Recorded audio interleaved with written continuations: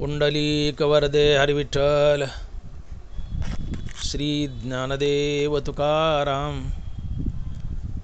गोपाल कृष्ण भगवान की जय। माऊली ज्ञानेश्वर महाराज की जय। जगद्गुरु तुकाराम महाराज की जय। असत्य वचन होता सर्व जोडी, असत्य वचन होता सर्व जोडी, जरी लग्न घडी परोपकार, जाईल पतना यास संदेह नाही, साक्ष आहे काही सांगत होते। वदविले मुखे नारायणे धर्मा, अंगुष्ठा त्या कर्मा साठी गेला, जाईल पतना यास संदेह नाही, साक्ष आहे काही सांगत होते। तुका म्हणे आता सांभाळा रे पुढे, तुका म्हणे आता सांभाळा रे पुढे, अंतरीचे कुडे देईल दुःख, जाईल पतना यास संदेह नाही, साक्ष आहे काही सांगत होते।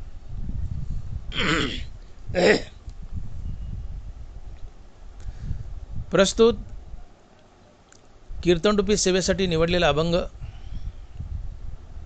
जगद्गुरु श्री संत तुकाराम महाराज यांचा 4 चरणाचा आणि उपदेशपर प्रकरणातील अभंग आहे।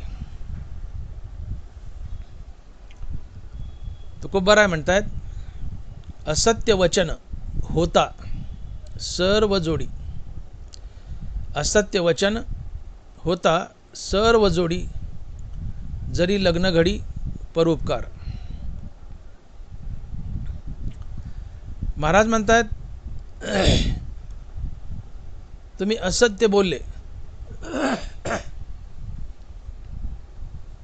महाराज म्हणतात तुम्ही असत्य बोलले आणि त्या असत्य बोलण्याने तुमचा खूप मोठा फायदा होतोय। मान्य, असत्य बोललायत, खोटं बोललायत आणि त्या खोटं बोलल्याने तुमचा खूप मोठा फायदा होतोय, तरी सुद्धा खोटं बोलू नका। का तर खोटं बोलणं पाप आहे आणि पाप तुम्हाला सरळ नरकाला घेऊन जातं। तुकोबाराज म्हणतात, जाईल पतना यास संदेह नाही, जाईल पतना यास संदेह नाही। खोटं बोलणं पाप आहे। असत्यवाणी तुका म्हणे पापाची खाणी। काय म्हणतात तुकोबाराय? असत्यवाणी तुका म्हणे पापाचीच खाणी। असत्य बोलणं, खोटं बोलणं ही पापाची खाण आहे, पापाचा ढिगल नाही, पापाचा ढिगल नाही, पापाची खाण आहे। खाणीमध्ये किती मोठी असते खाण आणि खाणीमध्ये किती मटेरियल निघतं। तसं असत्य बोलणं ही पापाची खाण आहे आणि पापाच्या खाणीतून किती पाप निघेल याचा विचार करा आणि हे पाप तुम्हाला सरळ नरकाला घेऊन जातं। जाईल पतना यास संदेह नाही, असत्यवाणी तुका म्हणे पापाची खाणी। असत्य बोलणं, खोटं बोलणं पाप आहे, हे पाप सरळ नरकाला घेऊन जातं। आणि म्हणून तुकोबाराय या अभंगात आम्हाला जाग करतायत की बाबांनो, तुम्ही तुमच्या जीवनात खोटं बोलू नका, असत्य बोलू नका। खोटं बोलल्याने तुमचा किती मोठा फायदा होत असेल तरी त्या क्षणिक फायद्यासाठी तुम्ही खोटं बोलू नका। हे खोटं बोलणं पाप आहे, हे पाप तुम्हाला सरळ नरकाला घेऊन जाईल, हे पाप सरळ तुम्हाला नरकाला घेऊन जाईल।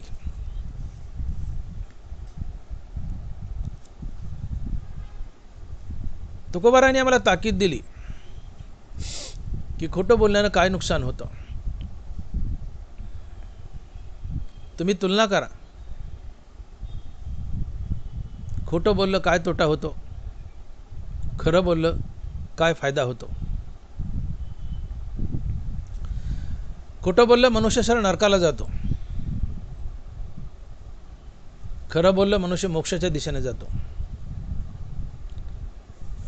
खोटं बोलणं पाप आहे, खरं बोलणं पुण्य आहे. आणि म्हणून तुकोबाराज लिहित आहेत की सत्य तोची धर्म, असत्य ते कर्म. सत्य तोची धर्म, असत्य ते कर्म. मुखानं सत्य बोलणं हा धर्म आहे, मुखानं सत्य बोलणे हे पुण्य आहे. आणि मुखाने असत्य बोलणे हा अधर्म आहे, पाप आहे. आणि तुम्ही तुमच्या जीवनात असत्य बोलत राहिलात, खोटं बोलत राहिलात, तर तुम्ही तुमच्या जीवनात पापाची खाण निर्माण केली आणि पापाची खाण तुम्हाला नरकाला घेऊन जाईल. असत्यवाणी तुका म्हणे पापाचीच खाणी, पापाचीच खाणी. असत्यानं जीवन बर्बाद होतं, तुम्हाला पाप लागतं, तुम्ही नरकाला जाता. याउलट तुम्ही जर आयुष्यभर एकच व्रत पाळलं की कधीच खोटं बोलायचं नाही, सातत्यानं खरं बोलायचं, फायदा काय. तुकोबाराय म्हणतात खरे बोले तरी फुकासाठी जोडे हरी, खरे बोले तरी फुकासाठी जोडे हरी. आयुष्यभर एकच व्रत पाळायचं, कधीच खोटं बोलायचं नाही, सातत्यानं खरं बोलायचं. फायदा काय. तुम्हाला फुकटात पांडुरंग मिळतो, फुकटात पांडुरंग मिळतो. खरे बोले तरी फुकासाठी जोडे हरी, फुकासाठी जोडे हरी.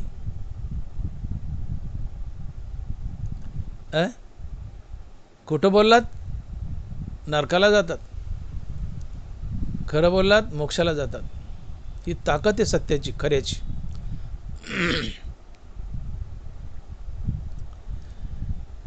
ज्ञानोबारासारखे महापुरुष, ज्ञानोबारासारखे महासंत आपल्या स्वमुखानं ज्ञानेश्वरीमध्ये बोलतायत की एवढी मोठी ज्ञानेश्वरी लिहिण्याची पात्रता माझ्या अंगात का आली.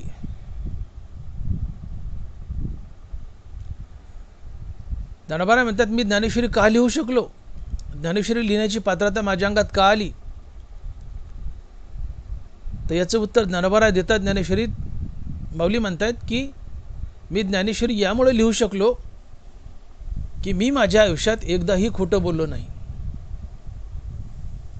मी जेव्हा जेव्हा या पृथ्वीवर अवतार धरले, प्रत्येक अवतारात मी सातत्यानं सत्य बोलत गेलो. आणि त्या सत्य बोलण्याचं फळ काय, तर ज्ञानेश्वरी लिहिण्याची पात्रता माझ्या अंगात आली. माझे या सत्यवादाचे तप, वाचा केले बहुत कल्प, तया फळाची महाद्वीप पातली प्रभू. माझे या सत्यवादाचे तप, वाचा केले बहुत कल्प, तया फळाची महाद्वीप पातली प्रभू. माऊली म्हणतायत मी जेव्हा जेव्हा या मृत्यूलोकात मनुष्याचा जन्म धरला, मी सातत्यानं खरं बोललो, सत्य बोललो, एकदाही खोटं बोललो नाही, सातत्यानं खरं बोललो.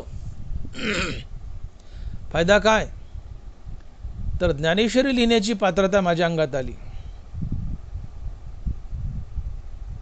इतकं महत्त्व आहे खरं बोलण्याला. ज्ञानोबारायची ज्ञानेश्वरी हा त्रैलोक्यातील सर्वात सुंदर ग्रंथ आहे. ज्ञानेश्वरीसारखं सुंदर काय, तर ज्ञानेश्वरीच. ज्ञानेश्वरीच. ज्ञानेश्वरी ही प्रतिसृष्टी आहे. विश्वामित्र प्रतिसृष्टी बनवायला गेले, त्यांचा मध्येच त्रिशंकू झाला, लटकले. ज्ञानोबाराय विनोदाने म्हणतात की आम्ही विश्वामित्राकडे पाहून हसू, ते पाहून हसू आम्ही विश्वमित्रातेही. मज लागी ग्रंथाची स्वामी दुजी सृष्टी जे हे केली तुम्ही ते पाहोनी हसो आम्ही विश्वामित्रा तेही. विश्वामित्र दुसरी सृष्टी करायला निघाले. त्यांच्याच्यानं दुसरी सृष्टी झाली नाही, उलट मध्येच लटकले, त्यांचा त्रिशंकू झाला. विश्वामित्राला प्रतिसृष्टी बनवता आली नाही. पण माऊली म्हणतात की माझी ज्ञानेश्वरी प्रतिसृष्टी आहे, माझी ज्ञानेश्वरी प्रतिसृष्टी आहे. मज लागी ग्रंथाची स्वामी दुजी सृष्टी केली जे हे तुम्ही ते पाहोनी हसो आम्ही विश्वामित्रा तेही. आम्ही विश्वामित्राकडे बघून हसू का, तर विश्वामित्राला प्रतिसृष्टी करता आली नाही. पण माझी ज्ञानेश्वरी प्रतिसृष्टी आहे, मला प्रतिसृष्टी बनवता आली. ज्ञानेश्वरी ही प्रतिसृष्टी आहे. ज्ञानेश्वरी त्रैलोक्यातील सर्वात सुंदर वस्तू, सर्वात सुंदर ग्रंथ आहे. नरवराय लिहित आहेत, मजलागी ग्रंथाची स्वामी तुम्ही मज संती ग्रंथरूप हा त्रिजगती उपयोग केला पुढती तो निरुपमची. मजलागी ग्रंथाची स्वामी दुजी सृष्टी जे हे केली तुम्ही ते पाहून हसो आम्ही विश्वामित्रा तेही. आणि पुढे म्हणतायत की तुम्ही मज संती ग्रंथरूप हा त्रिजगती उपयोग केला पुढती तो निरुपमजी की.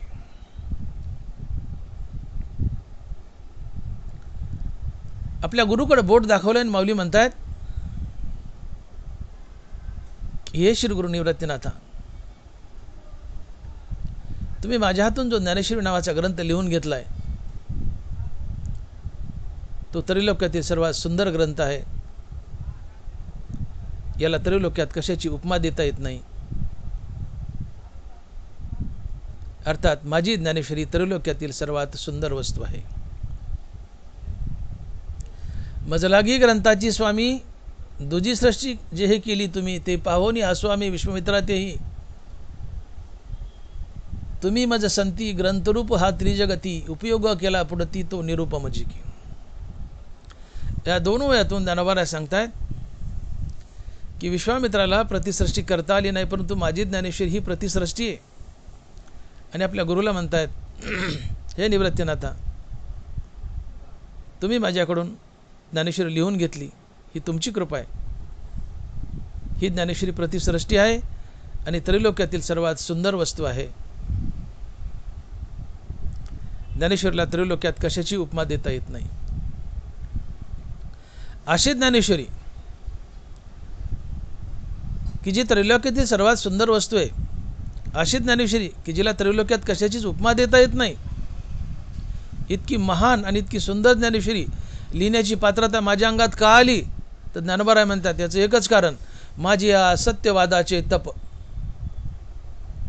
वाचा केले बहुत कल्प तया फळाची महाद्वीप पातली प्रभू. मी इतकी सुंदर ज्ञानेश्वरी का लिहू शकलो, याचं एकच कारण, माझी या सत्यवादाचे तप. अर्थात मी जेव्हा जेव्हा या पृथ्वीवर मनुष्य म्हणून आलो, अवतार धरले, एकच व्रत केलं, सातत्यानं सत्य बोलायचं. मी माझ्या उभ्या आयुष्यात कधीच खोटं बोललो नाही, सातत्यानं सत्य बोललो. फायदा काय, ज्ञानेश्वरी लिहिण्याची पात्रता माझ्या अंगी आली, ज्ञानेश्वरी लिहिण्याची पात्रता माझ्या अंगी आली. ज्ञानोबा म्हणतात सातत्यानं सत्य बोला, फायदा काय, तर ज्ञानेश्वरी लिहिण्याची पात्रता माझ्या अंगी आली. तुकोबाराय म्हणतात सातत्यानं खरं बोला, फायदा काय, तर फुकटात पांडुरंगाची प्राप्ती, फुकटात पांडुरंगाची प्राप्ती. खरे बोले तरी फुकासाठी जोडे हरी, खरे बोले तरी फुकासाठी जोडे हरी.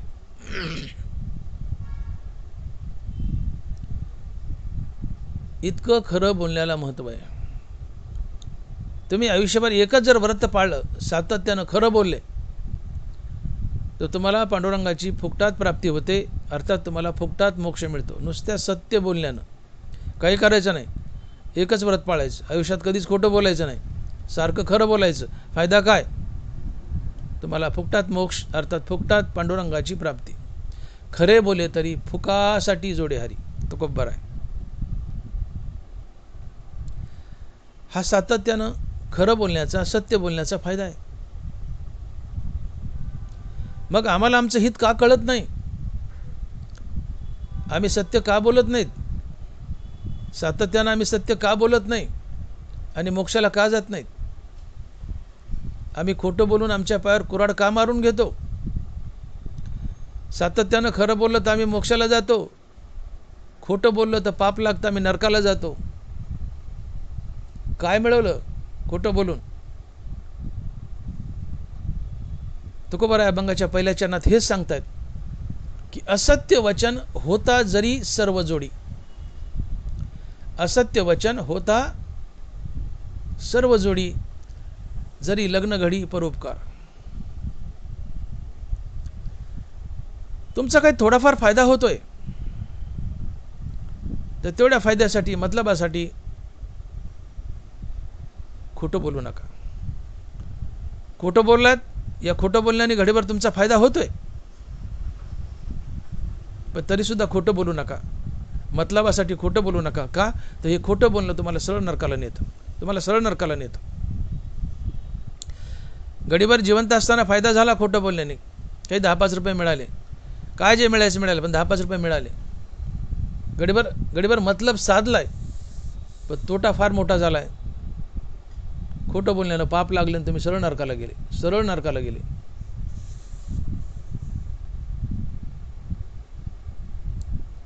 आणि म्हणून महाराज म्हणतात की कितीही मोठा फायदा असू द्या, खोटं बोलण्याने तो मोठा फायदा जर होत असेल तरीसुद्धा खोटं बोलू नका, खोटं बोलायचं टाळा.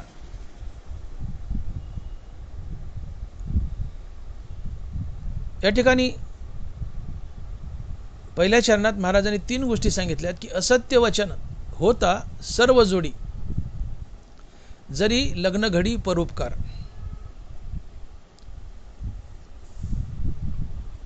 तर काही महत्त्वाच्या गोष्टी सांगितल्यात. कुणाचं लग्न जुळवायचंय आणि तुम्ही खोटं बोलल्याने जर लग्न जुळत असेल, त्या व्यक्तीवर परोपकार होत असेल, घडीभर त्या व्यक्तीचा फायदा होतोय, लग्न जुळतंय, पण तुम्हाला खोटं बोलावं लागतंय, खोटं बोलू नका.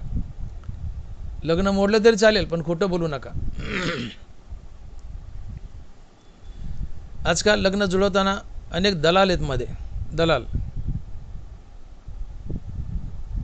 समोरच्या मुलीच्या बापाला भूलथापा देतात, खोटं बोलतात.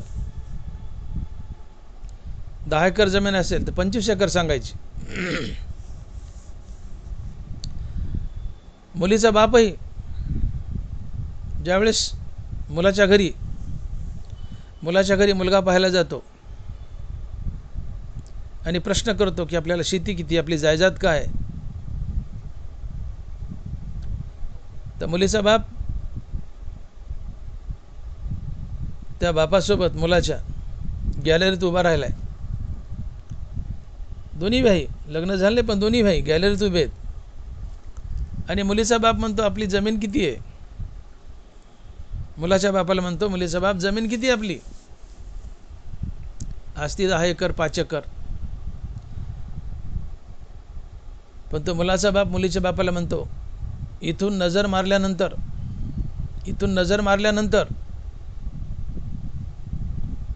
नजर पुरत नाही तिथपर्यंत सगळं आपलंच आहे. त्यातलं 12 लोकांचं असतं, याचं 4 असतं. पण हा म्हणतो जिथपर्यंत नजर पुरत नाही तिथपर्यंत आपलंच आहे. लग्न जुळायचं, मुलाचा बाप खोटं बोलतो, हे सगळं आपलंच आहे.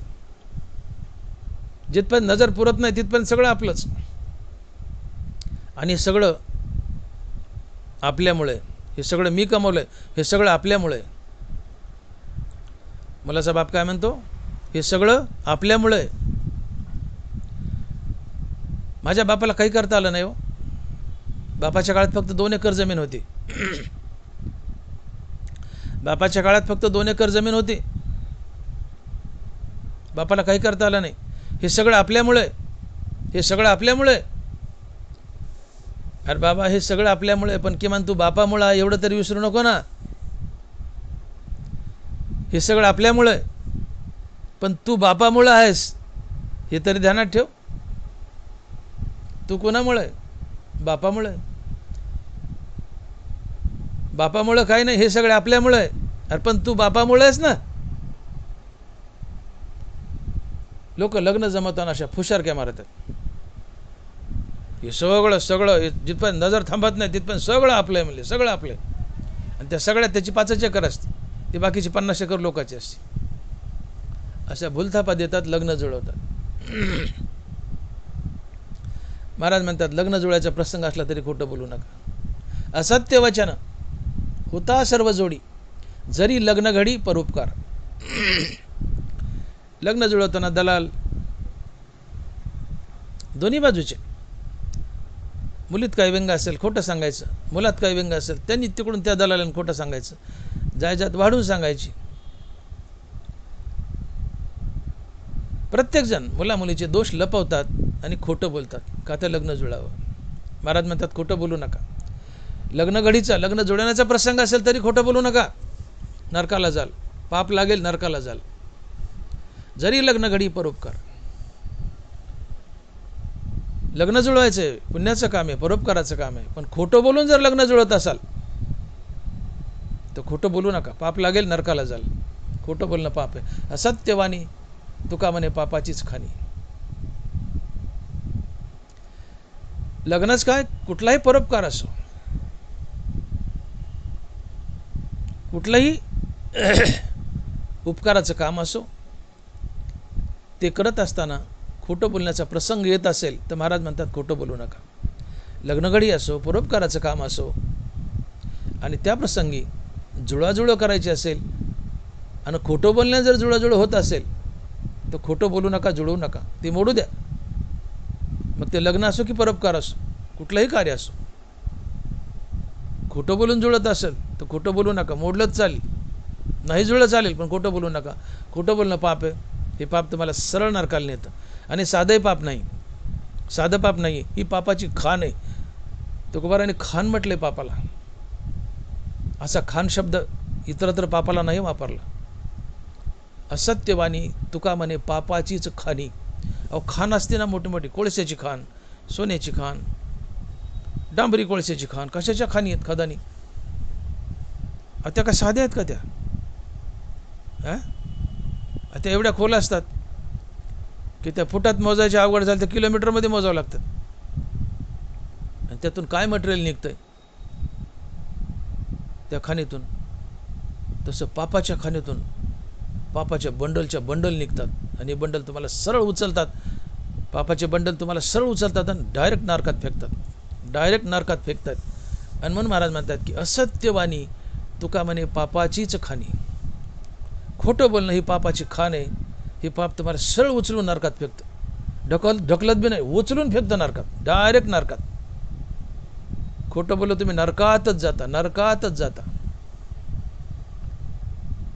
आणि म्हणून महाराज पहिल्या चरणात इशारा करतात की तुम्ही खोटं बोलू नका, असत्य बोलू नका. असत्य बोलणं पाप आहे. तुमच्या असत्य बोलण्याने तुमचा काही लाभ होतोय, कुणाचं लग्न जुळतंय, कुणावर परोपकार होतोय, कुठलाही प्रसंग असू द्या.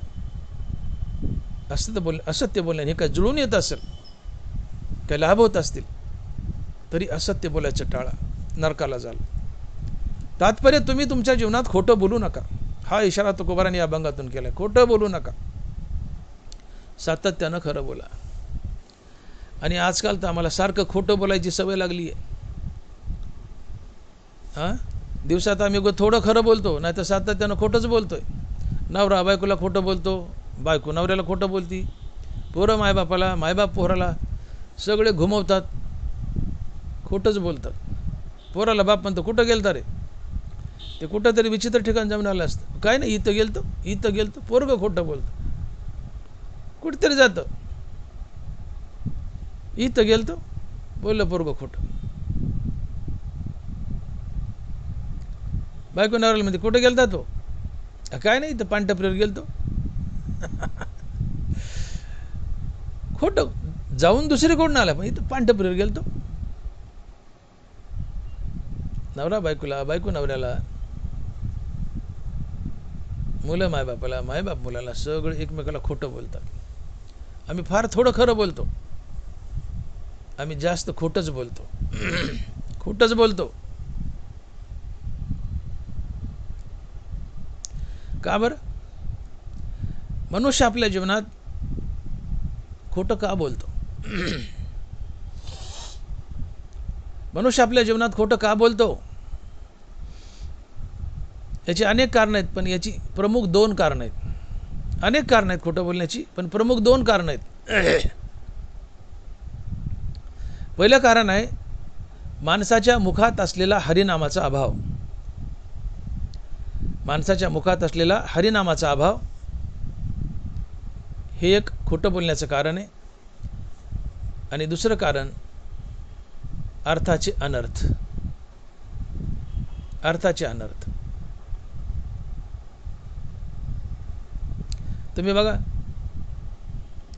शाळेमध्ये आम्ही शपथ घेतो, भारत माझा देश आहे, सारे भारतीय माझे बांधव आहेत. या शपथ घेतो आम्ही शाळेमध्ये. 10वीपर्यंत प्रार्थना असते. आम्ही सगळे शिकलो. या स्टेजमधून आम्ही सगळे गेलो, 1ली ते 10वी. काय जोमानं आवडीने प्रार्थना म्हणतो आम्ही. ती खाकी चड्डी घातलेली, तो पांढरा फॅक हाफशर्ट इन केलेला, वर टोपी. आम्ही दररोज प्रार्थना म्हणतो, भारत माझा देश आहे, सारे भारतीय माझे बांधव आहेत, माझ्या देशावर माझे प्रेम आहे.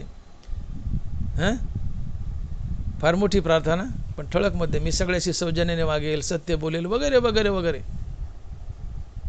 गुरुजनाचा मान राखील, सत्य बोलेल, वगैरे वगैरे.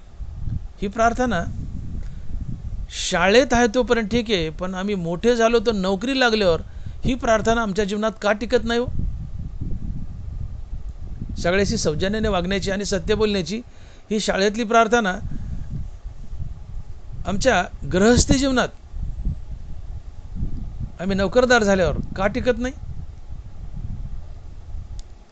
कारण शाळेत घेतलेली शपथ ही कोरडी शपथ आहे. कोरडी शपथ. आणि कोरड्या शपथात टिकत नसतात. शपथीच्या मुळाशी ओलावा लागतो, आणि तो ओलावा हरिनामाचा असतो. हरिनामाचा ओलावा लागतो. मुखात हरिनाम नसेल तर ती कोरडी शपथ आहे, कोरड्या शपथात टिकत नसतात. मुखात हरिनाम आहे ती ओली शपथ आहे. मुखात हरिनाम आहे तर शपथ टिकते आणि कडीलाही जाते. आणि म्हणून आम्ही नामधारक नाही आहेत, आम्ही भगवंताचं नामचिंतन करत नाही आहेत. आणि म्हणून शाळेत घेतलेली प्रतिज्ञा, शाळेत घेतलेली शपथ आमच्या भावी जीवनात टिकत नाही. आम्ही भ्रष्टाचार करणार नाही, वाईट वागणार नाही, कुणाला फसवणार नाही, सत्य वागू, सत्य बोलू, या सगळ्या शपथा खातो प्रतिज्ञेमधून. पण तो नोकरी लागल्यावर याच्या उलटं वागतो, भ्रष्टाचारच करतो, खोटंच बोलतो, लोकांनाच फसवतो. असं का होतं? याचं एकमात्र कारण आमच्या मुखात असलेला हरिनामाचा अभाव. हरिनामाचा अभाव. कोणत्याही शपथेच्या मुळाशी हरिनाम असावं, तर ती शपथ कडीला जाते आणि पाळल्या जाते. मुखात भगवंताचं नाम असावं. और कोर्टात धडधड गीतेवर हात ठेवतात लोक. गीतेवर हात ठेवतात. ही गीता भारताचं वैभव आहे. ही गीता भगवान श्रीकृष्णाचा आत्मा आहे. देवाला सगळ्यात प्रिय काय तर गीता आहे. गाय, गोपी आणि गीता. त्यात गीता भगवंताला सगळ्यात प्रिय आहे. गीता हा तुमचा आमचा सगळ्याचा आत्मा आहे. अशा महान ग्रंथावर आम्ही हात ठेवतो. गीतारूपी महान ग्रंथावर हात ठेवतो आणि गीतेवर हात ठेवून खोटं बोलतो. गीतेवर हात ठेवताना म्हणतो, जो कहूंगा सच कहूंगा, सच के सिवा कुछ नहीं कहूंगा. आणि सरळ सरळ खोटं बोलतो, खोटी साक्ष देतो. गीतेवर हात ठेवून खोटं बोलतो. असत्यवाणी तुका म्हणे पापाचीच खाणी. बर्बाद व्हाल, वाटोळ होईल. गीतेवर हात ठेवून शपथ खातायत आणि ती खोटी खातायत. गीतेवर हात ठेवून खोटं बोलतायत, खोटी शपथ घेतायत. गीतेवर हात ठेवून खोटी साक्ष देत आहेत. गीतेवर हात ठेवून कोर्टात खोटी साक्ष देत आहेत. बर्बाद व्हाल, जीवन बर्बाद होईल. साधं एरवी खोटं बोललं तर तुकोबाराय म्हणतात असत्यवाणी असत्यवाणी तुका म्हणे पापाचीच खाणी. एरवी साध्या साध्या प्रकरणात तुम्ही खोटे बोलले, एरवी महाराज म्हणतात असत्यवाणी तुका म्हणे पापाचीच खाणी. आणि हे तर डायरेक्ट गीतेवर हात ठेवून खोटं बोलायचंय. तुमची काय गती होईल याचा तुम्हीच विचार करा. टाळा टाळा, गीतेवर हात ठेवून खोटं बोलू नका. हे महापाप आहे. हे महापाप तुम्हाला उचलून नरकात फेकील, डायरेक्ट फेकील. ढकलायचं नाही, फेकील उचलून, उचलून फेकील.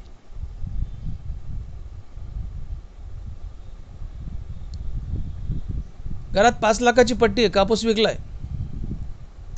5 लाखाची पट्टी आहे, कापूस विकलाय. किंवा ताजा ताजा पगार उचललाय, घरात 1,00,000 2 लाख पडलेत. आणि एखादा मित्र दारात येतो आणि म्हणतो, अरे मित्रा, मुलगा बिमार आहे रे, दवाखान्याचे पैसे भरायचे, एक 5,000 उसने दे बरं महिनाभर. घरात 5 लाखाची पट्टी कापसाची, घरात 2 लाख पगार पडलाय. मित्र 5,000 मागतोय फक्त लेकराच्या दुखण्यासाठी.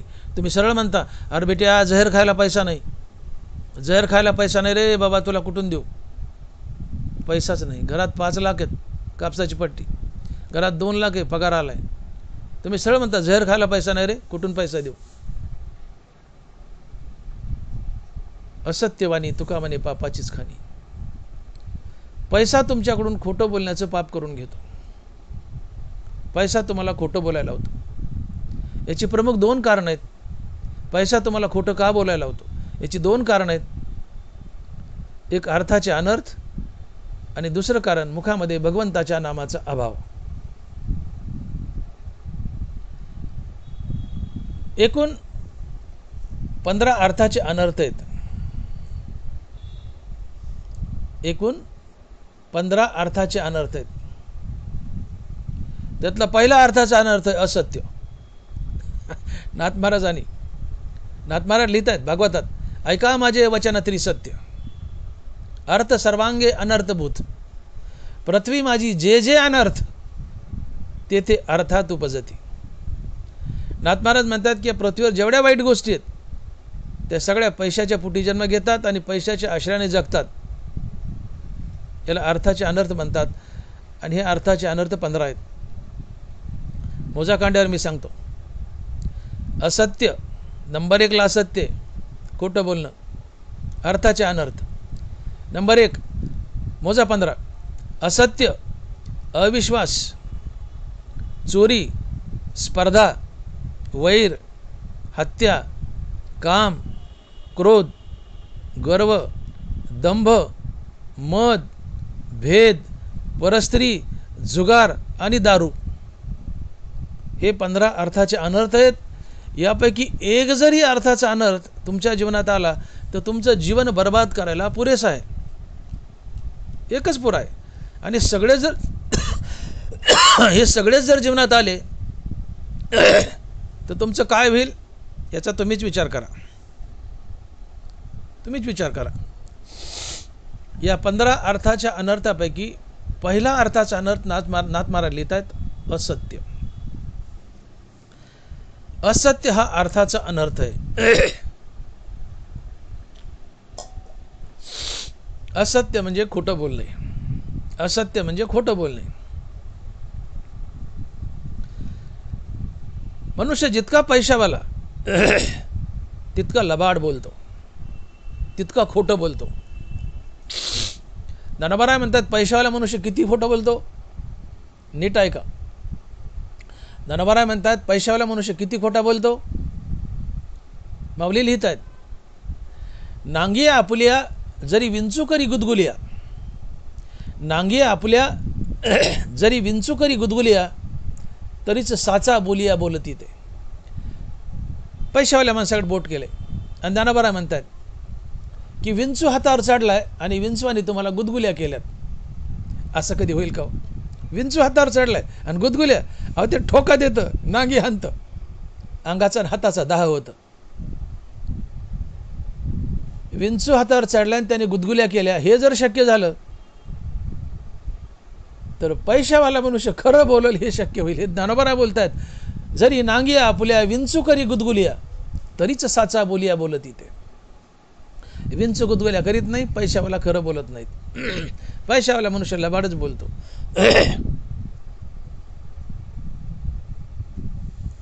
ज्ञानोबाच बोलतात की जरी आपानाची नितोंडे सुगंधा येणे घडे, जरी आपानाची नितोंडे सुगंधा येणे घडे, तरीच सत्यता या जोडे असुराचे.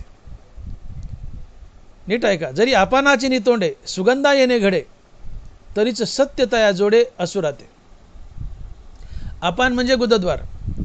आता याचा सरळ अर्थ सांगतो मराठीत, की पादल्यानंतर जर उदबत्तीसारखा वास आला, येतो का? पादल्यावर उदबत्तीसारखा वास येतो का? पादल्यावर जर उदबत्तीसारखा वास आला, हे जर शक्य झालं, तर पैशावाला मनुष्य खरं बोलेल हे शक्य होईल.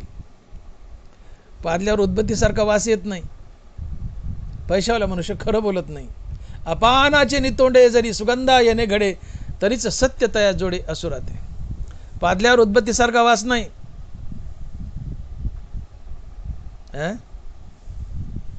पैशावालाही खरं बोलत नाही. पादल्यावर जर उदबत्तीसारखा वास आला, हे शक्य झालं, तरच पैशावाला खरं बोलेल हे शक्य होईल. पादल्यावर उदबत्तीसारखा वास नाहीये, पैशावाला खरं बोलत नाही. धन मिराशी मिथ्यत्वा. नाथ महाराज म्हणतात, तो अर्थ असे जयापासी का अर्थ अपेक्षा जयासी, तेत असत्य कुटुंबेसी धन मिरासी मिथ्यत्वा. ओवी डबल आहे का, अतिशय महत्वाची. तो अर्थ असे जयापासी का अर्थ अपेक्षा जयासी, तेत असत्य कुटुंबेसी धन मिरासी मिथ्यत्वा. ज्याच्यापाशी पैसा आहे, गडगंज पैसा आहे, किंवा ज्याला पैसा यावा अशी अपेक्षा आहे, अशी जी माणसं आहेत, गडगंज धन आहे असा मनुष्य, किंवा जो धनाच्या मागं लागलाय असा मनुष्य, दोन्ही मनुष्य. कुणी धनाच्या मागं लागतं, कोणापाशी असतं. मग ज्याच्यापाशी गडगंज धन आहे असा एक माणूस, आणि जो अजून धनाच्या मागं लागलाय असा मनुष्य. अशी माणसं धनाची मिरास असतात, अशी माणसं खोटेपणाची मिरास असतात. अशी माणसं खोटेपणाची मिरास असतात. मिरास म्हणजे जे वंश परंपरागत आपल्याला चालत आले. माझ्या वडिलाची मिराशी का देवा, तुकोबाराय म्हणले ना, माझ्या वडिलाची मिराशी का देवा. काय तर त्यांच्या 7 पिढ्यापासून भक्तीची मिराशी, पांडुरंगाच्या भक्तीची मिराशी चालत आलेली. मिराशी म्हणजे जे वंश परंपरागत आपल्या कुटुंबात चालत आले, ती मिराशी. माझ्या 7 पिढीपासून पांडुरंगाच्या भक्तीची मिराशी अर्थात परंपरा चालू आहे. तसं ज्याच्याजवळ धन आहे, त्याच्या घरात पिढ्यानं पिढ्या माणसं खोटं बोलत जातात. ही खोटेपणाची मिरास आहे. धन मिरासी मिथ्यत्व. तो अर्थ असे जयापासी का अर्थ अपेक्षा जयासी, तेत असत्य कुटुंबेसी धन मिरासी मिथ्यत्व. तात्पर्य, पैशावाल्याच्या घरी असत्य हे सहकुटुंब सहपरिवार वास करतं, आणि त्या पैशावाल्याला सारखं खोटं बोलायला होतं. याचा अर्थ धनवान सातत्यानं असत्य बोलतो, पैशावाला मनुष्य लबाड बोलतो. मी बोललो घरात 5 लाखाची पट्टी आहे कापसाची ताजी, घरात 2 लाख कालच पगार आलाय, मित्र पैसे मागायला आला, पोरगा बिमार आहे, 5,000 दे रे. मित्र आहे, 5,000 दे रे. अरे बेटा झहर खायला पैसा नाही रे, तुला कुठून देऊ. पैसा तुमच्याकडून खोटं बोलून घेतो, हा अर्थाचा अनर्थ आहे. नाथ महाराज म्हणतात, या पृथ्वीवर जेवढ्या वाईट गोष्टी आहेत त्या सगळ्याच्या सगळ्या पैशाच्या पोटी जन्म घेतात आणि पैशाच्या आश्रयाने जगतात. ऐका माझे वचन त्रिसत्य, अर्थ सर्वांगे अनर्थभूत, पृथ्वी माझी जे जे अनर्थ ते ते अर्थात उपजती. जेवढ्या वाईट गोष्टी आहेत त्या पैशाच्या पोटी जन्म घेतात आणि पैशाच्या आश्रयानेच जगतात. पैसा खोटेपणाची मिरास आहे. पैसा तुम्हाला खोटं बोलायला होतो, पैसा तुमच्याकडून खोटं बोलण्याचं पाप करून घेतो, तुम्हाला नरकात घालतो. खोटं बोलू नका, खोटं बोलू नका. पैसा खोटं बोलण्याचं पाप करून घेतो, नरकात घालतो. खोटं बोलू नका. असत्यवाणी तुका म्हणे पापाचीच खाणी. खोटं बोलू नका, असत्य बोलू नका. माणसं थोड्याशा मतलबासाठी, थोड्या फायद्यासाठी खोटं बोलतात, आपला डाव साधतात. त्यांना घडीवर मजा वाटते. मारला का नाही चुत्या, गमवलं का नाही, घेतला का नाही मतलब साधून. मग कुठला परोपकार असो, लग्न जुळवणं असो किंवा स्वतःचा मतलब असो, तुकोबाराय म्हणतात यातला कुठलाही मतलब असो बाबा, खोटं बोलू नकोस. तुझ्या खोटं बोलण्याने कुणाचं लग्न जुळवलं जाते पण तू नरकाला जातो, खोटं बोलू नको. तुझ्या खोटं बोलण्याने कुणावर परोपकार होतोय पण तू नरकाला जातोय, तो परोपकार करू नको. तुझ्या खोटं बोलण्याने तुझा काय मतलब साधला जातोय, तुझा काय डाव साधला जातोय पण तू नरकाला जातो, खोटं बोलू नको. असत्यवाणी तुका म्हणे पापाचीच खाणी. हनुमान महाराज म्हणतात की असत्य वचन होता सर्व जोडी, असत्य वचन होता सर्व जोडी, जरी लग्न घडी परोपकार. खोटं बोलण्यानं तुला खूप अशा विशेष मोठ्या गोष्टीची प्राप्ती होते. कोणाचं लग्न जुळतंय, कुणावर परोपकार होतोय, अशा मोठ्या मोठ्या गोष्टी घडतात खोटं बोलण्याने. पण त्या नाही घडल्या तर चालतील, पण खोटं बोलू नको. का तर हे पाप तुला, खोटं बोलण्याचं पाप तुला सरळ नरकाला नेईल. खोटं बोलू नका. खोटं बोलणं हा आमचा छंद आहे. मांडोळासारखी दोन तोंड आहेत आम्हाला, घडी तिकडं घडी तिकडं. आम्ही सातत्यानं खोटं बोलतो. खोटं बोलू नका. आणि मी बोललो की खोटं का बोलतात माणसं, याचे प्रमुख दोन कारण, अनेक कारण आहेत पण दोन प्रमुख कारण आहेत. मुखात भगवंताच्या नामाचा अभाव आणि दुसरे अर्थाचे अनर्थ. हे अर्थाचे अनर्थ, हा पैसा हे अर्थाचे अनर्थ तुमच्या जीवनात धाडतो आणि पाप करून घेतो. तुम्ही एकटी लक्ष्मी घरात आणली, नारायणाला डावललंय, नारायण बाजूला सरकवलाय, नुसती लक्ष्मी घरात आणली. तर एकटी लक्ष्मी घरात आणली तर ती आपल्यासोबत 15 अर्थाचे अनर्थ घेऊन येते आणि सगळ्याच्या सगळे अर्थाचे अनर्थ तुमच्या मानगुटीवर बसतात आणि पाप करून घेतात, तुम्हाला नरकाला धाडतात. आणि म्हणून एकटी लक्ष्मी कधी घरात आणू नका, नारायणासहित लक्ष्मी घरात आणा. जिथं नारायण आहे आणि नारायणासहित लक्ष्मी आहे तिथून अर्थाचे अनर्थ पळून जातात. कारण भगवंताच्या नामापाशी अमंगळ आणि अशुभ काही थांबत नाही. आणि म्हणून एकटी लक्ष्मी आणू नका. एकटी लक्ष्मी आणली तर ती आपल्यासोबत अर्थाचे अनर्थ घेऊन येईल. आणि नारायणासहित लक्ष्मी आणली तर तुमच्या जीवनातून अर्थाचे अनर्थ पळून जातील. का तर भगवंताच्या नामापासून अर्थाचे अनर्थ पळून जातात.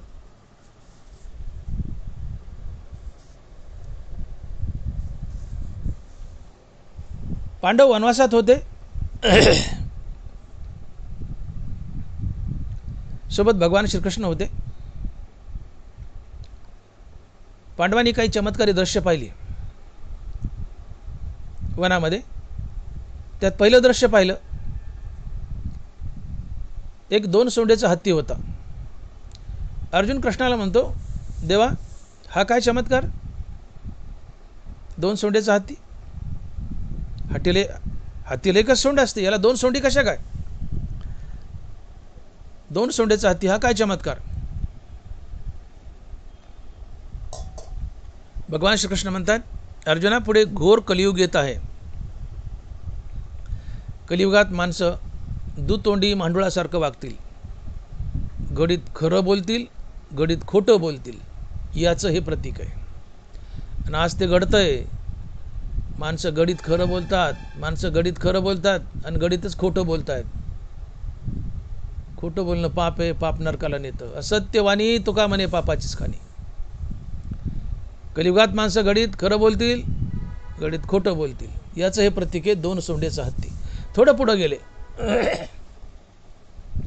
एक गाय विली होती. ती गाय वासराला चाटत होती आणि आपलं प्रेम प्रगट करत होती. गाय वासराला चाटते पण वासरू गायला लाथानं मारत होतं. अर्जुन म्हणतो, देवा हा काय प्रकार. भगवान कृष्ण म्हणतात, अर्जुना पुढे घोर कलियुग येत आहे. कलियुगात मायबाप मुलावरून लेकरा बाळावरून जीव ओळून टाकतील. कलियुगात मायबाप मुलावरून जीव ओळून टाकतील, पण मुलं मायबापाला लाथानं मारतील, याचं हे प्रतीक आहे.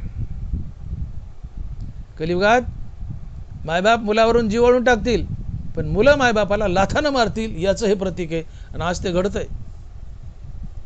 उगा 5% मुलं आहेत की जे मायबापाला सांभाळतात, 95% मुलं किमान 90% तरी मुलं मायबापातून वेगळी आहेत, मायबापाला अन्न पाण्याला तिष्ठवतात, मायबापाची हेळसांड करतात.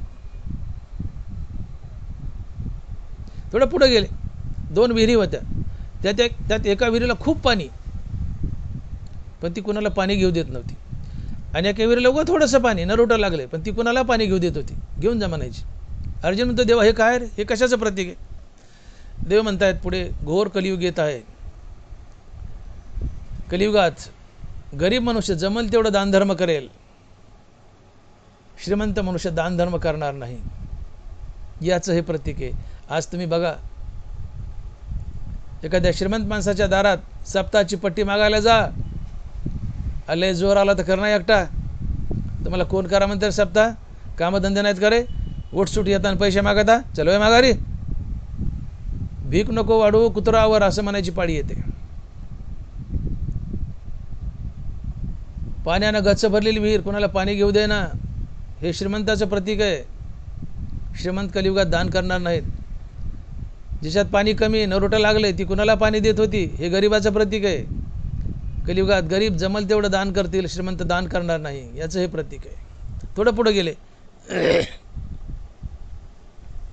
एक उंच असा विशाल डोंगर होता आणि त्या डोंगरावरून एक शिळा अशी धो धो धो धो करत खाली आली.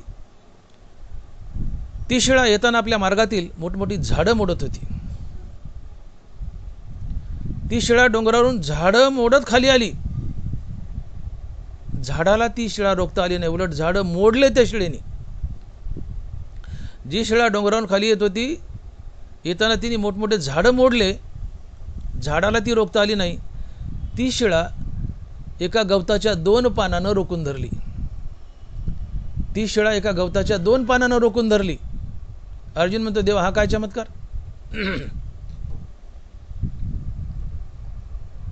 भगवान श्रीकृष्ण म्हणतायत, अर्जुना पुढे घोर कलियुग येत आहे. अर्जुना पुढे घोर कलियुग येत आहे. जी शिळा मोठमोठ्या झाडांना, मोठमोठ्या वृक्षांना रोखून धरता आली नाही, ती शिळा गवताच्या 2 पानानं रोखून धरली. ती शिळा गवताच्या 2 पानानं रोखून धरली. तसं कलियुगात 2 अक्षरी रामनाम, 2 अक्षरी रामनाम मोठमोठ्या पातकांना, मोठमोठ्या संकटांना, मोठमोठ्या अर्थाच्या अनर्थाला रोखून धरेल. आणि म्हणून परमार्थात या, हरिभक्तीत या, हरिनामात या, रामनामात या, अर्थाचे अनर्थ जीवनातून पळून जातील. आणि म्हणून मुखात रामनाम धारण करा. मुखात रामनाम धारण केलं की राम गुप्त रूपानं घरात वास करतो. जिथं राम वास करतो तिथे लक्ष्मी चालत येते आणि स्थिरावते, आणि तिथून अर्थाचे अनर्थ पळून जातात. कारण भगवंताच्या नामाजवळ आणि भगवंताजवळ गलिच्छ वस्तू थांबत नाहीत. परंतु भगवंताला डावलून जर नुसती लक्ष्मी घरात आणली तर ती येताना आपल्यासोबत 15 अर्थाचे अनर्थ घेऊन येते. आणि 15 अर्थाचे अनर्थ तुमच्या जीवनात एकदा आले की तुमचं बरबादी, तुमचं वाटोळच करतात, वाटोळच करतात. आणि म्हणून बघा, मनुष्य गडगंज श्रीमंत आहे, गडगंज श्रीमंत आहे, पण परमार्थात वावरत नाही. तो मनुष्य आणि त्याची मुलं बाळं दुर्गुणानं बरबटलेली असतात, बरबटलेली असतात. माझं वाक्य नीट ऐका. मनुष्य खूप श्रीमंत आहे, पण मुखात देवाचं नाव नाही, परमार्थात वावरत नाही. तो मनुष्य आणि त्याची मुलं बाळं दुर्गुणानं बरबटलेली असतात. जसा मनुष्य रेंद्याने बरबटतो, तशी तो धनवान मनुष्य अपरमार्थिक आहे, धनवान आहे, अपरमार्थिक आहे, दुर्गुणानं बरबटतो, पापच पाप करतो, खोटंच बोलतो, सगळे अर्थाच्या अनर्थाच्या जीवनात वास करतात. परंतु मनुष्य श्रीमंत आहे आणि परमार्थात वावरतोय, त्याच्या जीवनात सद्गुण वास करतात. आणि म्हणून धनवारा लिहितात की जेत जेत संपत्ती आणि दया दोन्ही वस्ती आली आठाया, ते ते जाण धनंजया विभूती माझी. धनवान आहे आणि जोडीला मुखात भगवंताचं नाम आहे, भगवत म्हणतायत, तो मनुष्य माझी दिव्य विभूती आहे, तिथं मी वास करतो. जेत जेत संपत्ती आणि दया दोन्ही वस्ती आली आठाया, ते ते जाण धनंजया विभूती माझी. गडगंज श्रीमंत आहे, गडगंज श्रीमंत आहे, पण मुखात देवाचं नाव नाही आहे. तो श्रीमंत आणि त्याची मुलं बाळं दुर्गुणानं बरबटलेली असतात. गडगंज श्रीमंत आहे, पण मुखात देवाचं नाव आहे. त्याच्या जीवनात सगळे सद्गुण वास करतात. त्याच्या जीवनातून अर्थाचे अनर्थ पळून जातात. त्याचं जीवन धन्य होतं. तो मोक्षाच्या मार्गाने जातो. आणि म्हणून तीच माणसं जास्त खोटी बोलतात की जी पैशावाली आहेत आणि परमार्थात वावरत नाहीत. म्हणून मी बोलो की विंचू हातावर चढलाय आणि त्याने गुदगुल्या केल्यात, असं शक्य आहे का? ते ठोकाच मारील ना. विंचू हातावर चढलाय, तो कधी गुदगुल्या करत नाही. तसं धनवान मनुष्य कधी खरं बोलत नाही. मनुष्य पादलाय आणि उदबत्तीसारखा वास आलाय, शक्य नाही. मनुष्य पादलाय, उदबत्तीसारखा वास येत नाही, घाणच येणार. मनुष्य पादलाय, उदबत्तीसारखा वास येत नाही. तसं धनवानही खरं बोलत नाही. अपानाचे नितोंडे जरी सुगंधा येणे गडे, तरीच सत्य तया जोडे असुराते. पादल्यावर जर सुगंध आला, हे शक्य झालं तरच धनवान खरं बोलेल, हे शक्य होईल. पादल्यावर सुगंध येत नाही, धनवान सत्य बोलत नाही. का? धनाला जोडून 15 अर्थाचे अनर्थ वास करतात. धन मिराशी मिथ्यत्व. धन मिराशी मिथ्यत्व. धन हे खोटेपणाची मिरास आहे. धन तुमच्याकडून असत्य बोलण्याचं पाप करून घेतं आणि तुम्हाला नरकाला धाडतं. म्हणून तुम्ही धनवान आहात, पण त्यासोबत हरिभक्तीत वावरा. या हरिनामामुळे अर्थाचे अनर्थ पळून जातील आणि तुम्ही मोक्षाच्या दिशेने वाटचाल कराल. तुम्ही धनवान आहात, पण परमार्थात वावरत नाहीत, मुखात देवाचं नाव नाही. हे अर्थाचे अनर्थ तुमच्याकडून पापच करून घेतील, खोटंच बोलायला होतील, तुम्हाला नरकाला धाडतील. अर्थाचे 15 अनर्थ आहेत. सगळं सांगणं शक्य नाही. यातलं फक्त मी असत्याला स्पर्श केलाय. असत्यही पूर्ण सांगितलं नाही, फक्त स्पर्श केलाय, पुढे चाललोय. बाकीचे 14 उरलेत, तिकडे मी जात नाही. व्हिडिओ 4 तासाचा होईल, मला उरकायचं, माझा वेळ संपत आलाय. तात्पर्य, मनुष्य खोटं का बोलतो, मनुष्य असत्य का बोलतो? अनेक कारण आहेत, पण याचं प्रमुख कारण आहे अर्थाचे अनर्थ. पैशाला जोडून 15 अर्थाचे अनर्थ वास करतात. त्यातलं प्रमुख अनर्थ आहे असत्य. तुम्ही गरीब आहात, श्रीमंत आहात, गरीब असलात तरी तुम्ही असत्य बोलणार. कारण पैसा गरीबापाशी बी आहे, श्रीमंतापाशी बी आहे. फरक एवढा, गरीबापाशी कमी आहे, श्रीमंतापाशी जास्त आहे. गरीबापाशी कमी पैसा आहे, तो कमी असत्य बोलेल. श्रीमंतापाशी जास्त पैसा आहे, तो जास्त असत्य बोलेल, जास्त खोटं बोलेल. पण ज्याच्यापाशी पैसा आहे ते असत्य बोलणार. आणि मग ज्याच्यापाशी पैसाच नाही ते कधीच असत्य बोलत नाहीत, ते सातत्याने सत्यच बोलणार. आणि ज्याच्यापाशी पैसाच नाही असे संत असतात, मग संत कधीच खोटं बोलत नाहीत, सातत्याने सत्य बोलतात. माझी या सत्यवादाचे तप.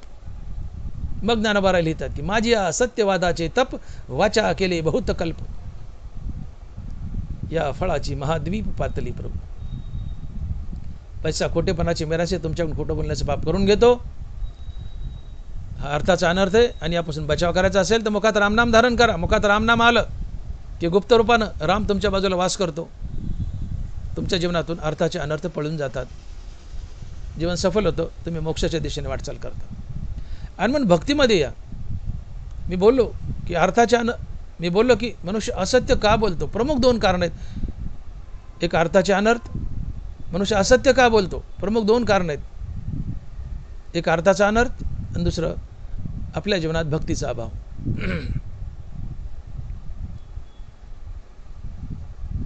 तुकोबा लिहित आहेत की भक्तीचे ते वर्म जयाचे हाती, तया घरी शांती क्षमा दया.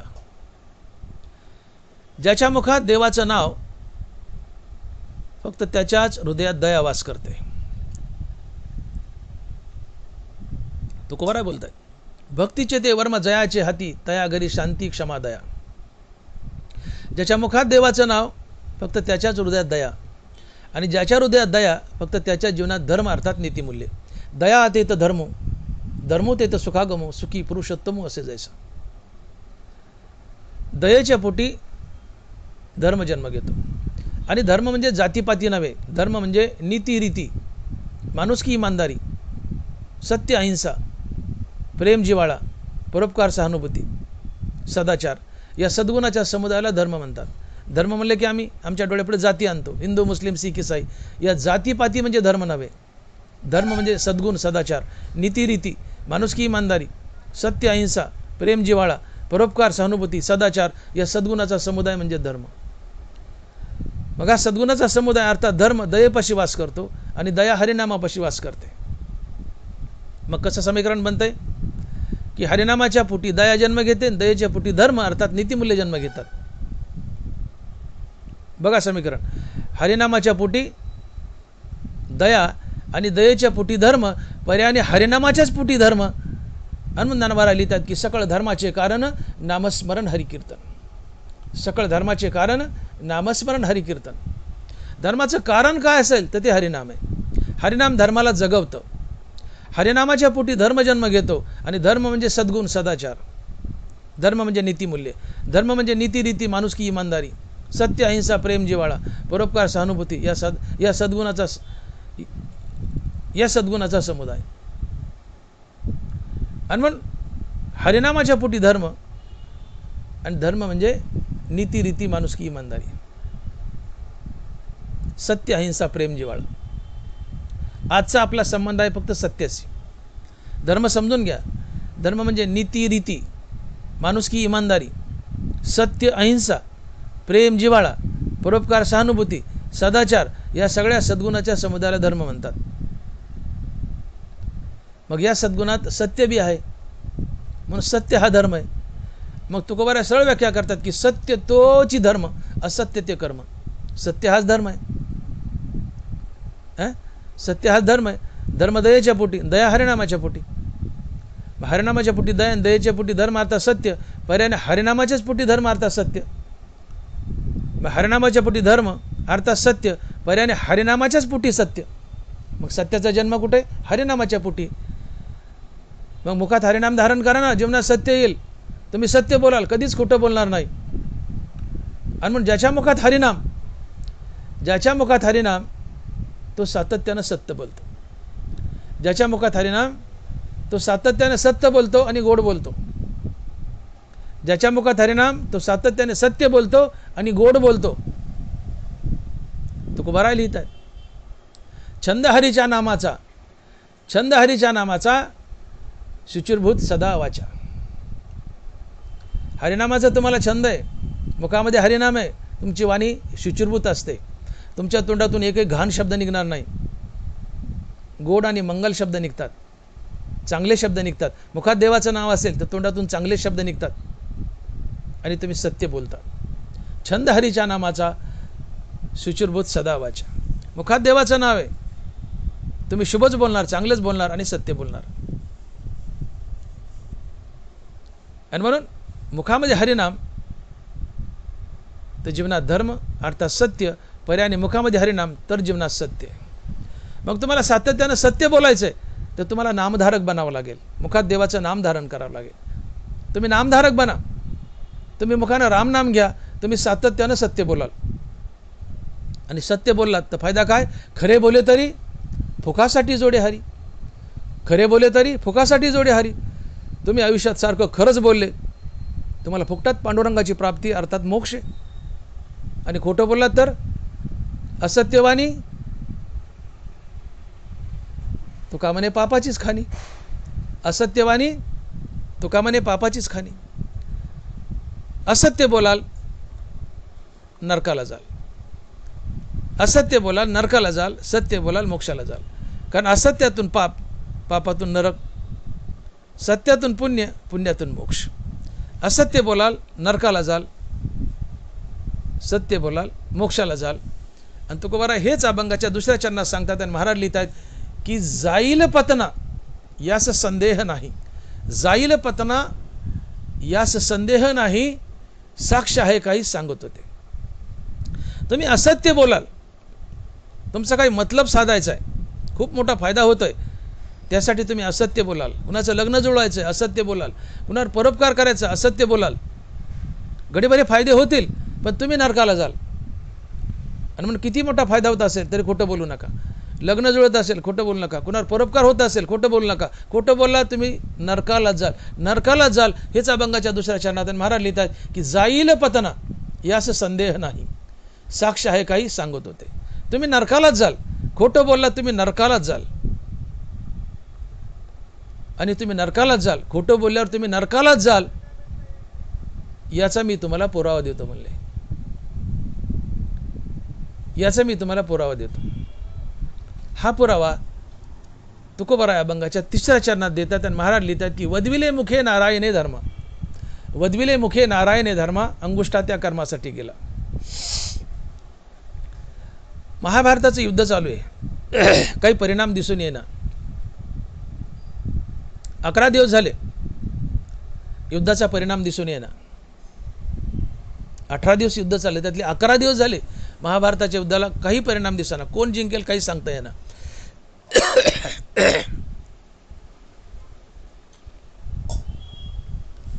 भगवान श्रीकृष्ण युधिष्ठिराकडे गेले. भगवान श्रीकृष्ण युधिष्ठिराकडे गेले आणि म्हणाले, दादा, युधिष्ठिर मोठा होता, आत्याचा मुलगा आणि मोठा होता, दादा म्हणायचे. भगवान त्याला दादा म्हणायचे. म्हणजे दादा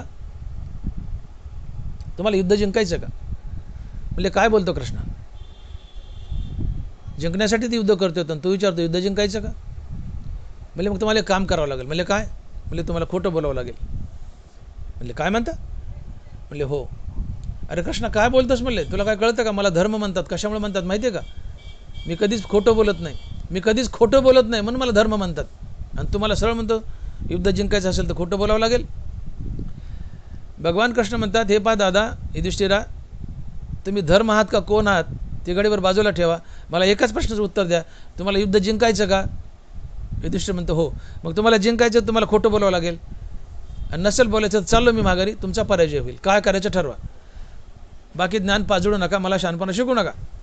युद्ध जिंकायचं ना, खोटं बोलावं लागेल, अन्यथा तुमचा पराजय होईल. बळ युधिष्ठिर तयार झाला. ते युद्धामध्ये अश्वत्थामा हा द्रोणाचार्याचा मुलगा होता आणि अश्वत्थामा नावाचा एक हत्ती होता. भगवान श्रीकृष्ण युधिष्ठिरला म्हणतात की भीम अश्वत्थामा नावाच्या हत्तीला मारेल आणि अफवा उठवायची की अश्वत्थामा मेला, अश्वत्थामा मेला, अश्वत्थामा मेला, एवढंच उठवायची अफवा.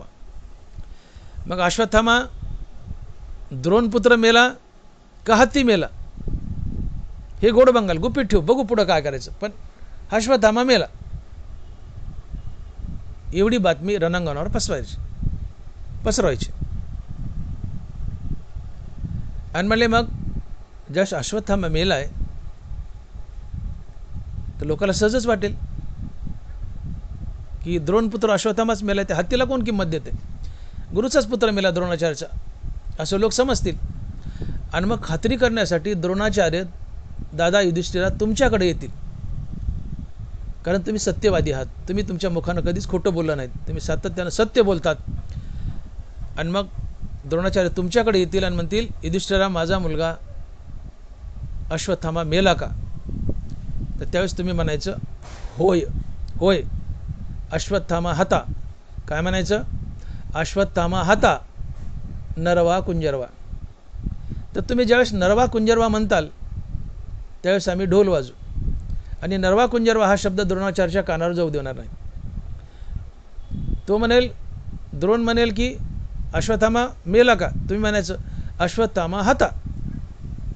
हा शब्द द्रोणाचार्याच्या कानावर जाईल, पण नरवा कुंजरवा म्हणताना आम्ही ढोल वाजू, हा शब्द नरवा कुंजरवा द्रोणाचार्याच्या कानावर जाऊ देणार नाहीत.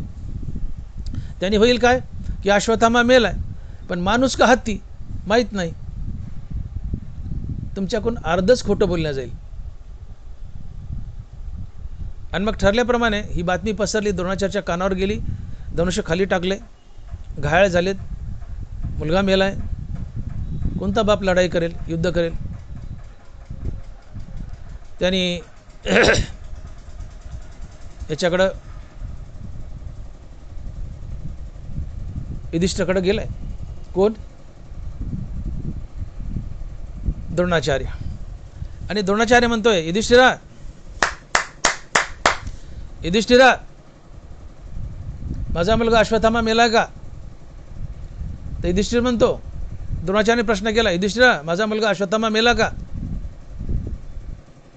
युधिष्ठिर म्हणतो अश्वत्थामा हता नरवा कुंजरवा. त्या नरवा कुंजरवाला ढोल वाजवला हा शब्द त्या द्रोणाचार्याच्या कानावर जाऊ दिला नाही.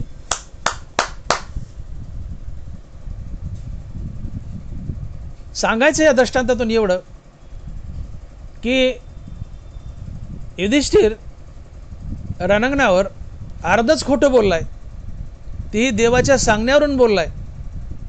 वद्विले मुखे नारायणे धर्मा, वद्विले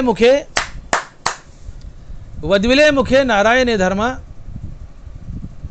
अंगुष्ठा त्या कर्मासाठी गेलाय. युधिष्ठिर आपल्या उभ्या आयुष्यात एकदाच खोटं बोललाय, ते अर्ध खोटं बोललाय आणि देवाच्या सांगण्यावरून खोटं बोललाय. परिणाम काय झाला? स्वर्गारोहणाच्या वेळेस युधिष्ठिरच्या एका पायाचा अंगठा गळून पडला. आयुष्यात एकदाच खोटं बोललाय, अर्ध खोटं बोललाय आणि देवाच्या सांगण्यावरून खोटं बोललाय. परिणाम काय? तर स्वर्गारोहणाच्या वेळेस युधिष्ठिरच्या एका पायाचा अंगठा गळून पडला. आयुष्यात अर्ध खोटं बोलल्याने आणि ते देवाच्या सांगण्यावरून खोटं बोलल्याने, अर्ध खोटं बोलल्याने युधिष्ठिराच्या पायाचा अंगठा गळून पडतो. आयुष्यात आम्ही सारखंच खोटं बोलणारी माणसं, आम्ही सारखंच खोटी बोलणारी माणसं, आमचं काय काय गळून पडावं, आमचं काय काय गळून पडावं.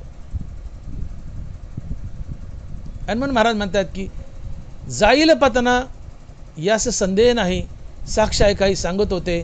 वद्विले मुखे नारायणे धर्मा, अंगुष्ठा त्या कर्मासाठी गेला. युधिष्ठिर आपल्या उभ्या आयुष्यात एकदाच खोटं बोललाय, ते अर्ध खोटं बोललाय आणि देवाच्या नारायणाच्या सांगण्यावरून खोटं बोललाय. परिणाम काय? तर स्वर्गाला जाताना त्याचा अंगठा गळाला. नुसतं अर्ध खोटं बोलल्यानं अंगठा गळतो. तर आम्ही सातत्यानं खोटं बोलल्यावर किती पाप आमच्या जीवनात येतं. हे पाप आम्हाला उचलतं, नरकात फेकतं. युधिष्ठिर नरकाला गेला नाही, पण स्वर्गारोहणाच्या वेळेस अर्ध खोटं बोलल्याने, उगा नगभर खोटं बोललाय, पायाचा अंगठा गळाला. पनिशमेंट मिळाली, शिक्षा मिळाली खोटं बोलण्याची. अर्ध खोटं बोलण्याची शिक्षा मिळाली. काय? तर स्वर्गारोहणाच्या वेळेस त्याच्या पायाचा अंगठा गळाला. मग आम्ही सातत्यानं खोटी बोलणारी माणसं, हे पाप आम्हाला उचलतं आणि नरकात फेकतं. अर्ध खोटं बोलल्यानं युधिष्ठिराच्या एका पायाचा अंगठा गळाला. आम्ही सारखंच खोटं बोलतो, आमचं सगळं उभं अंग गळून पडेल, आमचं काय काय गळावं, उभं अंग गळून पडेल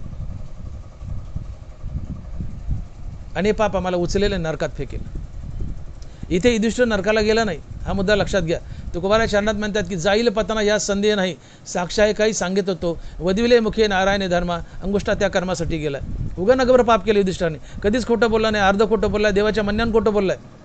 पण एवढं अर्ध खोटं बोलल्याने झालं काय? तर युधिष्ठिर स्वर्गाला जाताना त्याच्या पायाचा अंगठा गळालाय, त्याच्या पायाचा अंगठा गळालाय. पाप छोटं आहे ना, फक्त अंगठा गळाला. पण आमचं पाप गडगंजे, पापाची खाण आहे. असत्यवाणी तुका म्हणे पापाची खाणी.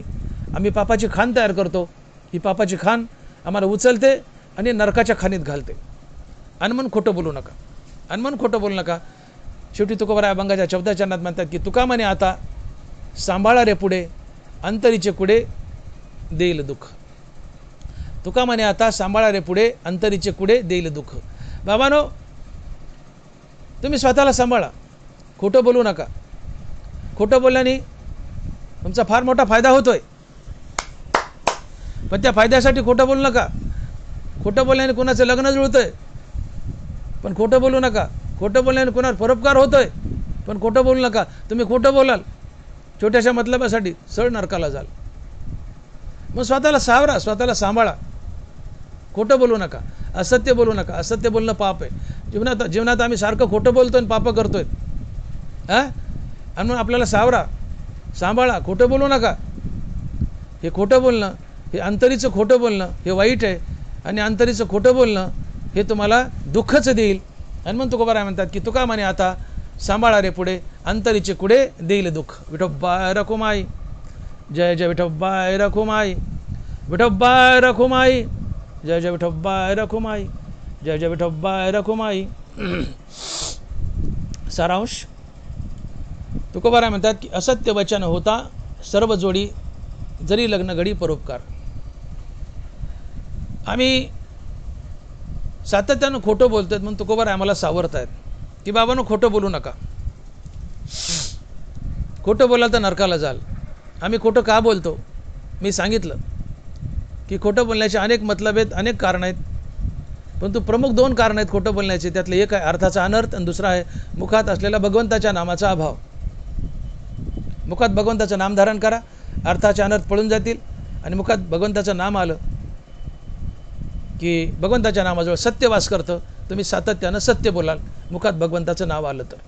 मुखात भगवंताचं नाम आणा, तुम्ही सत्य बोलाल आणि अर्थाचे अनर्थही पळून जातील. बघा, मुलगा घरात खोटं बोलतो. कशामुळे बोलतो? संस्कार हा मुलाचा हक्क आहे, पण मुलगा संस्कार घेतो कोणाकडून? आईवडिलाकडून, घरातल्या इतर फॅमिली मेंबरकडून. आईवडील जर संस्कारी नसतील तर मुलं कसे संस्कारी होतील? आईवडीलच खोटं बोलत असतील तर मुलं कसे खरं बोलतील? मुलंही खोटंच बोलतील. कोणी पाहुणा भेटायला आलाय आणि दारावर आवाज दिलाय, पोरगं पळत जातं. पोरगं जाऊन बापाला सांगतं की बाबा आमके पाहुणे आलेत. बाप पोराला म्हणतो जा बाबा घरी नाहीत म्हणून सांग. पोरगं जाऊन सांगतं की बाबा घरी नाहीत. पोराला कोणी खोटं बोलायला लावलं? बाबा घरी नाहीत हे सांग. हे खोटं कोणी बोलायला लावलं पोराला? बापानेच बोलायला लावलं. मुलं पुढे चालून खोटे का बोलतात?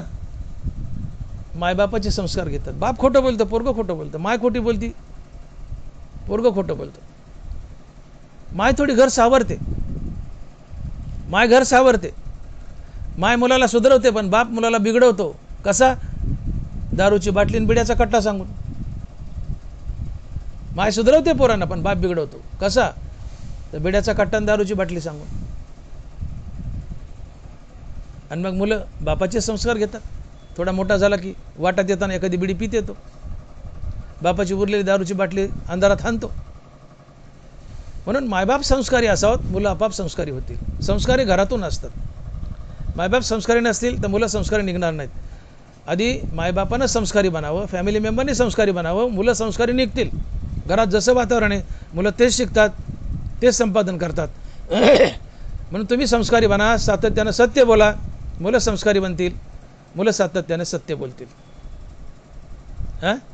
सत्याचा नेहमी जय होतो. सत्यमेव जयते. सत्य परेशान होतं पण पराभूत होत नाही. सत्य परेशान होतं पण पराभूत होत नाही. सत्याचा नेहमी जय होतो. सत्य बोला, खोटं बोलू नका. पुष्कळदा आम्ही असं बोलतो, खरं बोलायला कायले हरिश्चंद्र राजा लागून गेला का रे? समोरच्याला म्हणायचं किंवा आपल्याला म्हणायचं खरं बोल म्हणतो. आणि मी काय हरिश्चंद्र राजाची औलाद आहे का खरं बोलायला? लोक असं बोलून जातात. तो सत्य बोला, खोटं बोलू नका. खोटं बोलण्याने दारिद्र्य येतं. नशीब तुमच्यावर रुजतं. खोटं बोलण्याने तुम्ही दरिद्री होता. नरकाला तर जाता पण दरिद्री होता.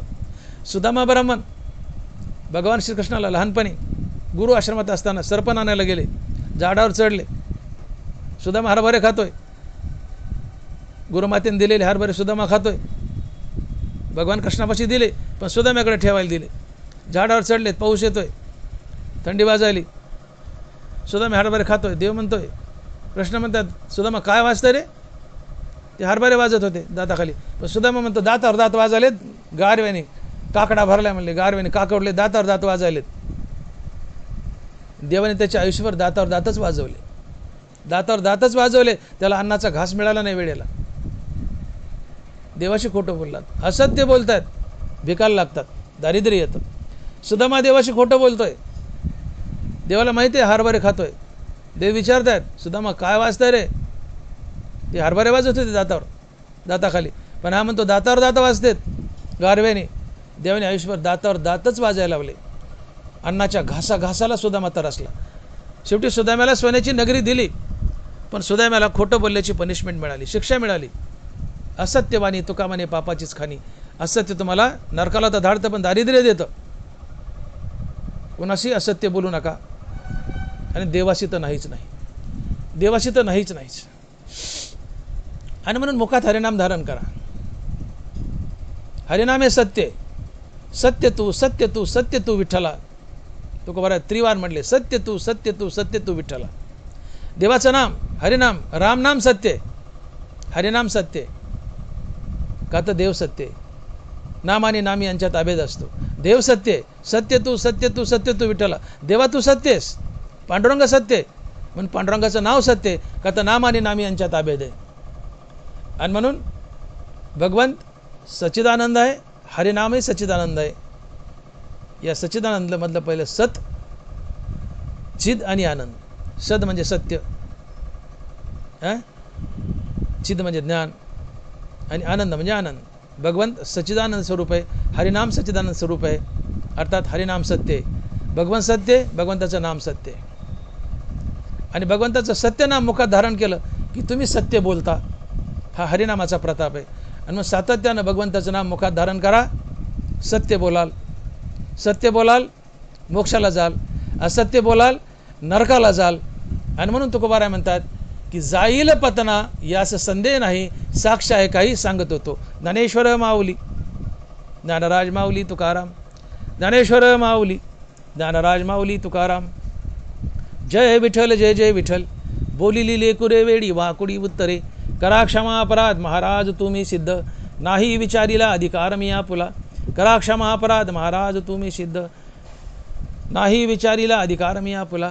तुका म्हणे ज्ञानेश्वरा राखा पायापै किंकरा. ज्ञानदेव तुकाराम ज्ञानदेव तुकाराम. तुकाराम तुकाराम तुकाराम तुकाराम तुकाराम तुकाराम. पुंडलिक वरदे हर विठ्ठल. श्री ज्ञानदेव तुकाराम. गोपाल कृष्ण भगवान की जय. माऊली ज्ञानेश्वर महाराज की जय. जगद्गुरु तुकाराम महाराज की जय. विठ्ठल विठ्ठल विठ्ठल विठ्ठल विठ्ठल विठ्ठल विठ्ठल विठ्ठल विठ्ठल विठ्ठल विठ्ठल.